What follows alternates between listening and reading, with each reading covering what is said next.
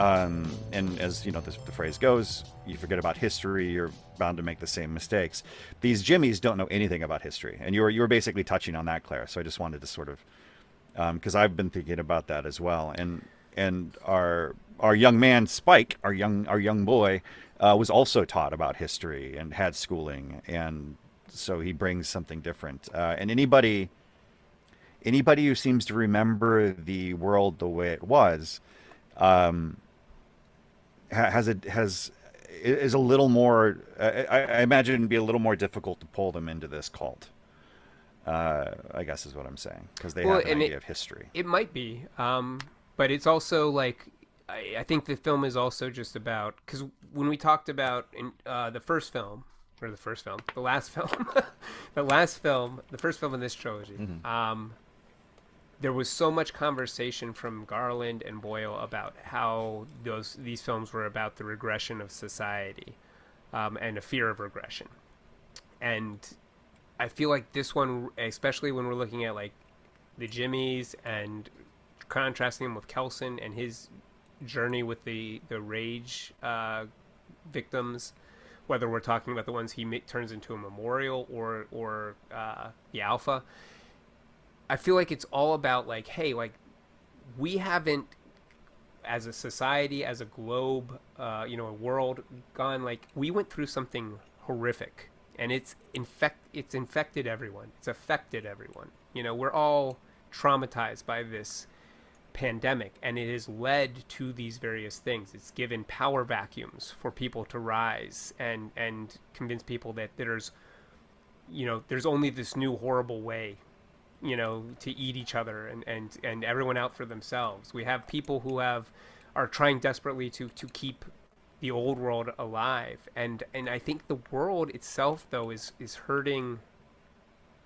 I don't know. Maybe I'm getting too personal with the film, but I'll just share it. I feel like the pain that I feel and have felt for the last 10 years that won't go away, which I attribute to just the trauma. It's not like I'm particularly this specific thing is what the issue is. But I think that we all as individuals, to some degree, feel like, hey, there was an old world and there's a new world. And we live in the new world, and the old world we think about it all the time, but it's gone. It's a different world. It's a different way. Like Kelson says, we don't remember it. Yeah. We don't remember it. We don't really remember what it's like, because memory is not a reliable narrator as much as we would want it to be, or feel like we understand what the good times were. But he speaks so clearly to like the way that Garland writes that, the idea of like, I don't remember the specifics, but there was an order that's not here. There was a foundation that is no longer present. Christian, you were going to say something. No, I was going to say, I think you're wholeheartedly in agreement. If you look at the timeline, something happened in 2016 that kind of, I feel like, caused a lot of the changes that we see today, that changed the world essentially, particularly politically, but I won't get into there because I don't want to piss anyone off. And turning back into memory, that's one of the reasons I think as weird as it sounds, the Alpha, his storyline is my favorite in this movie. Absolutely. Because it's a great example of that, particularly with the element of the moon. It's like this last memory that made him happy, and then how that channeled into other forms of memories that reminded him of his humanity. Only, of course, the second to acknowledge that to be in conflict with his new self, like the new world that he's embraced, because then all the other, I guess, rage virus zombies, whatever you want to call them, noticed immediately. It's like, what's wrong with this guy? But he was still himself. He was still the Alpha.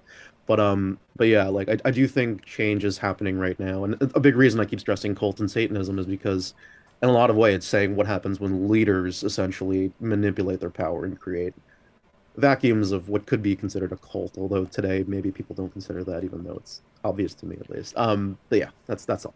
Well, I think we're definitely pushing. I mean, I don't think we have to be too shy with this film, because I feel like this film is very direct in what it's speaking to, and I think it's saying, we're seeing violence in our streets right now. We're seeing excuses for murder, for horrible treatment of individuals, for taking away rights that we thought were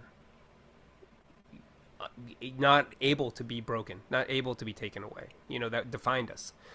So I think we are trapped in this thing where we are in the Jimmy cult to some degree, like we are being told this is the only way, either skin these people, or maybe, hey, maybe one of my guys is gonna die and you can replace them. I mean, that it's like you never know when you're gonna be on the chopping block. Is the situation that that cult provides, that anxiety. And I feel like in a way we all live like that in America right now. We don't know what's coming next, and even if we consider ourselves closer to Kelson, very few of us have that radical empathy. Most of us feel like we're in the fight of our lives and we've got to kill the other person on the other side.